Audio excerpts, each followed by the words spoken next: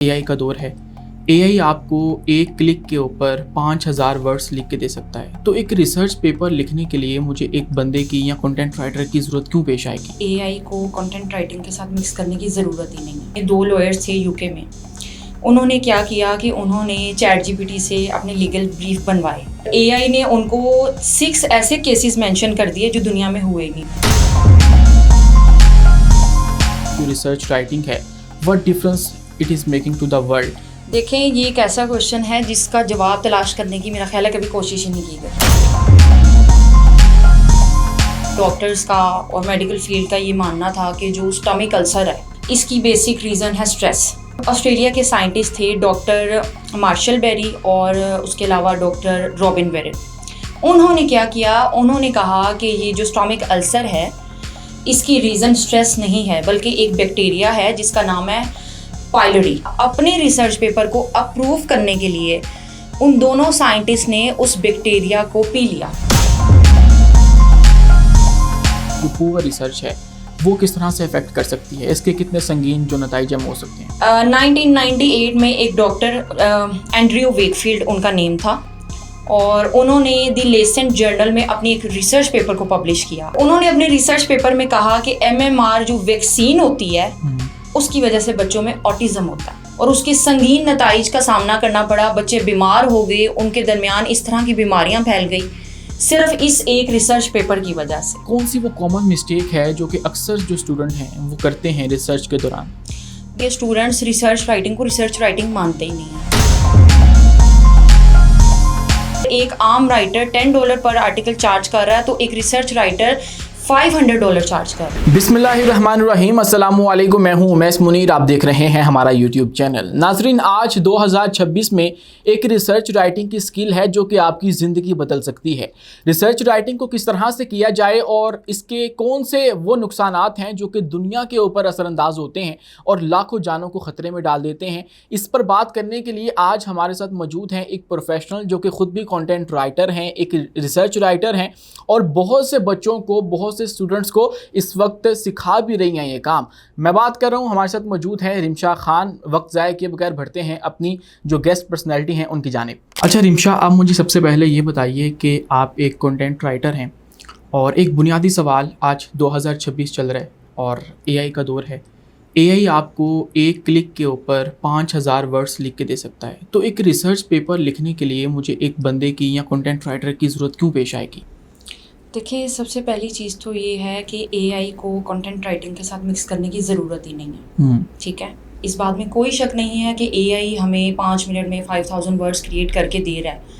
लेकिन basic question ये है कि वो जो 5000 वर्ड्स काउंट वो हमें क्रिएट करके दे रहा है, क्या वो ऑथेंटिक है? क्या वो हमें फेक रेफरेंसेस तो नहीं दे रहा? हम स्पीड को सामने रखते हुए, उसको मद्देनज़र रखते हुए हम क्रेडिबिलिटी के क्वेश्चन को क्यों मिस कर रहे हैं? ठीक है, अब देखिए, इसकी फेमस एग्जांपल है 2023 में 2 लॉयर्स थे यूके में। उन्होंने क्या किया कि उन्होंने चैट जीपीटी से अपने लीगल ब्रीफ बनवाए और एआई ने उनको 6 ऐसे केसेस मेंशन कर दिए जो दुनिया में हुए नहीं थे। अच्छा। और जब जज ने उनको वेरीफाई किया कि ये केसेस, ये रेफरेंसेस जो हैं ये ऑथेंटिक हैं या नहीं, तो पता चला कि वो फेक रेफरेंसेस हैं। अब यहाँ उन्होंने हेल्प तो एआई से ली, अब उसके नुकसानात क्या हुए कि उनको लीगल राइट उनका ले लिया गया उनसे और उनकी ओवरऑल रेपुटेशन ख़राब हुई। और इसके बाद एक प्लेजरिज्म वाला जो फैक्टर है वो भी इसके अंदर मौजूद होता है। वो भी इसके अंदर मौजूद होता है, इस बात में भी कोई शक नहीं है। लेकिन देखिए, अहम सवाल ये नहीं है। अहम सवाल ये है कि एआई को हमने राइटिंग में यूज़ किस तरह से करना है। ठीक है, राइटिंग अगर हम एआई के थ्रू करें तो इसका मतलब ये नहीं है। एक रिसर्च राइटर क्या करता है? एक रिसर्च राइटर अगर चैट जीपीटी से कुछ कंटेंट ले रहा है तो उसको वेरीफाई करता है। अब जैसे मैंने अभी एग्जांपल में मेंशन किया कि वो टॉप क्लास के लॉयर्स थे, उन्होंने अपने लीगल ब्रीफ बनवाए चैट जीपीटी से, एआई से। अब एआई ने 6 ऐसे लीगल केसेस उसमें मेंशन कर दिए एज रेफरेंस जो दुनिया में मौजूद ही नहीं थे। उन्होंने काउंटर चेक नहीं किया, बेसिकली काउंटर चेक नहीं किया, जिसकी वजह से बिल्कुल ऐसा ही नुकसान हुआ। अच्छा, अगर आपको मैं कहूँ कि आप मुझे ये बताएं कि जो रिसर्च राइटिंग है, what difference it is making to the world, इससे क्या फ़र्क पड़ा है दुनिया पर? देखें, ये एक ऐसा क्वेश्चन है जिसका जवाब तलाश करने की मेरा ख्याल है कभी कोशिश ही नहीं की गई। अब 1980s में इस तरह से होता था कि डॉक्टर्स का और मेडिकल फील्ड का ये मानना था कि जो स्टमक अल्सर है ये जो मैदे की एक बीमारी है, इसकी बेसिक रीज़न है स्ट्रेस, ठीक है, या डाइट, स्पाइसी डाइट, ठीक है। अब 2 ऑस्ट्रेलिया के साइंटिस्ट थे, डॉक्टर मार्शल बेरी और उसके अलावा डॉक्टर रॉबिन वेरेन। उन्होंने क्या किया, उन्होंने कहा कि ये जो स्टोमिक अल्सर है इसकी रीज़न स्ट्रेस नहीं है, बल्कि एक बैक्टीरिया है जिसका नाम है पाइलोरी। ठीक है, उस बैक्टीरिया की वजह से एस पाइलोरी जो होता है जी, उसकी बात करिए जी, उस बैक्टीरिया की वजह से जो है ये क्रिएट होता है स्टमक अल्सर। अब इस चीज़ को, उनके इस रिसर्च पेपर को वेरीफाई नहीं किया गया, पब्लिश नहीं करने दिया गया, उनको इस चीज़ की इजाज़त नहीं दी गई। अब उन्होंने क्या किया, अपने रिसर्च पेपर को अप्रूव करने के लिए उन दोनों साइंटिस्ट ने उस बैक्टीरिया को पी लिया। अच्छा, पहला एक्सपेरिमेंट अपने आप पे किया?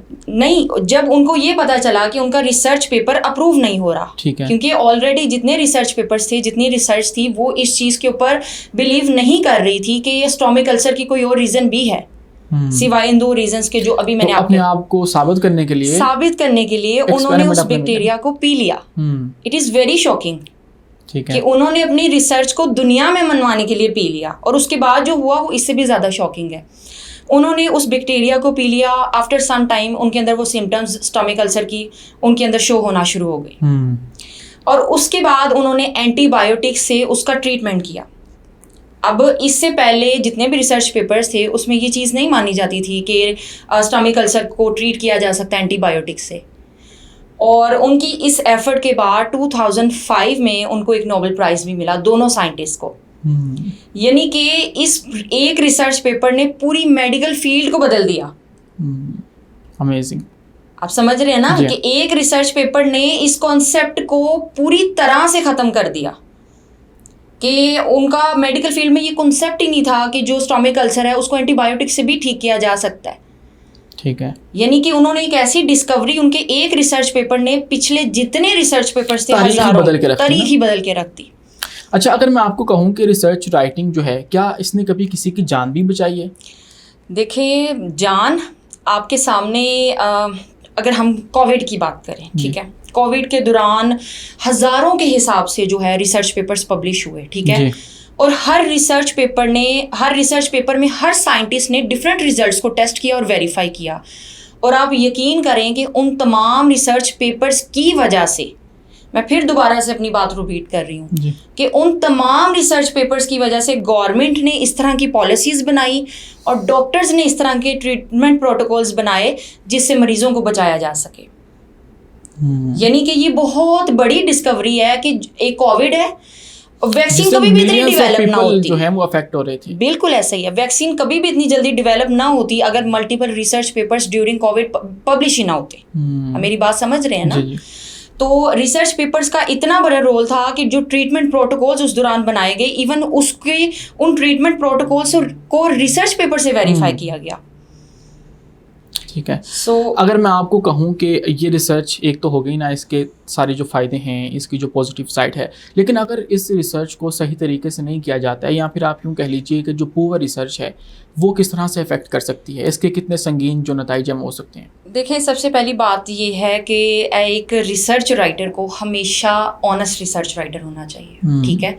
अगर वो एआई का इस्तेमाल कर भी रहा है तो उसको एआई का इस्तेमाल इस तरीके से करना है कि जो इन्फॉर्मेशन वो डिलीवर कर रहा है वो प्रॉपर्ली ऑथेंटिक हो।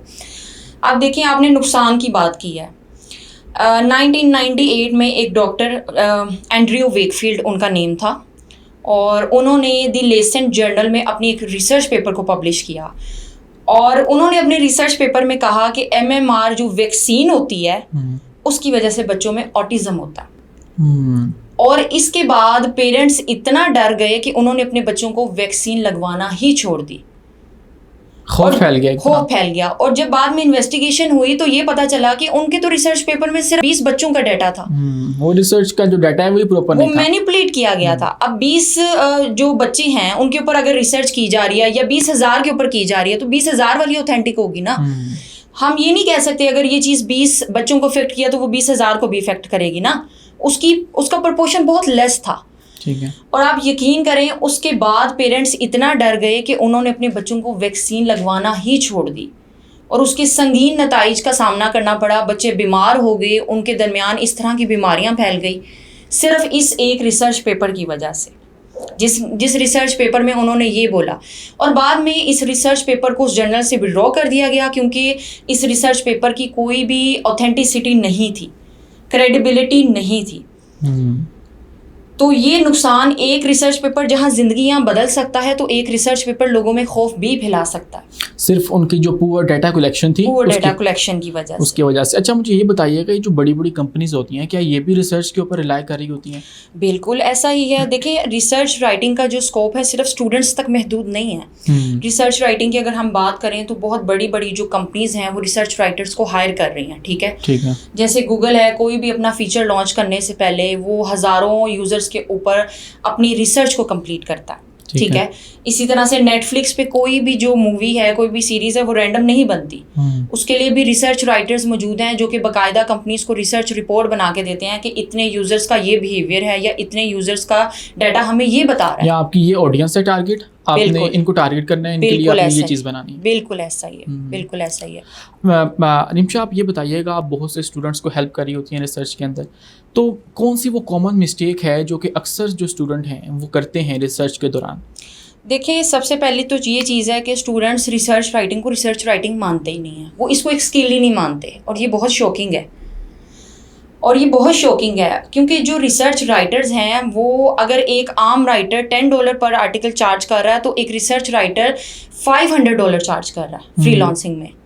तो सबसे पहली मिस्टेक तो ये है कि स्टूडेंट को इस चीज़ की अवेयरनेस ही नहीं है कि रिसर्च राइटिंग उनको उनके प्रोफेशनल कैरियर में कहाँ से कहाँ तक पहुँचा सकती है। बिल्कुल ठीक है। सबसे पहली चीज़ जो मैंने देखी है वो लैक ऑफ अवेयरनेस है बिटवीन द स्टूडेंट्स, कि उनके दरमियान इतनी अवेयरनेस ही नहीं है, उनको यही नहीं पता कि रिसर्च राइटिंग उनके प्रोफेशनल कैरियर में किस हद तक अहम किरदार अदा कर सकती है।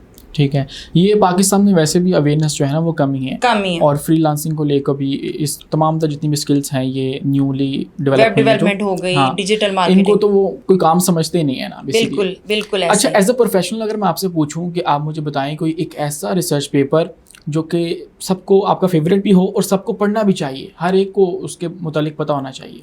देखिए, सबसे इम्पॉर्टेंट चीज़ तो ये है कि हर इंसान या हर स्टूडेंट कह ले अपना फेवरेट एक रिसर्च पेपर बना सकता है। अब मेरी जो स्पेशली मुझे जो अच्छे लगते हैं रिसर्च पेपर, वो बेसिकली साइकोलॉजी से रिलेटेड हैं। क्यों? क्योंकि उनको पढ़ के मुझे जो नॉलेज मिलती है वो बहुत ही इंपॉर्टेंट है। तो हर स्टूडेंट जो कि रिसर्च राइटिंग को सीखना चाहता है, उसे पहले स्टडी करना पड़ेगा, ठीक है। वो अपने इंटरेस्ट के मुताबिक अपना रिसर्च पेपर पढ़ सकता है, ठीक है। अगर उसको क्राइम इन्वेस्टिगेशंस में इंटरेस्ट है तो वो उससे रिलेटेड रिसर्च पेपर्स को पढ़े, ठीक है। तो वो ही उसका फेवरेट बन जाएगा, ठीक है।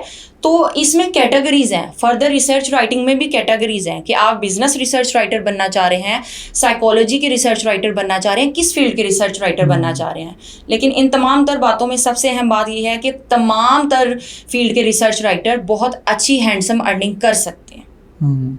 आप एक्टिवली इस फील्ड के अंदर काम भी कर रही हैं, तो 2026 के अंदर हम देखें कि रिसर्च राइटिंग का क्या स्कोप है और क्या ये 2026 के अंदर भी वैल्यूएबल साबित होगा या नहीं, इसके मुतालिक कुछ बताएं। देखिए, 2026 के अंदर मसला राइटिंग नहीं है, मसला रिसर्च करके लिखना है।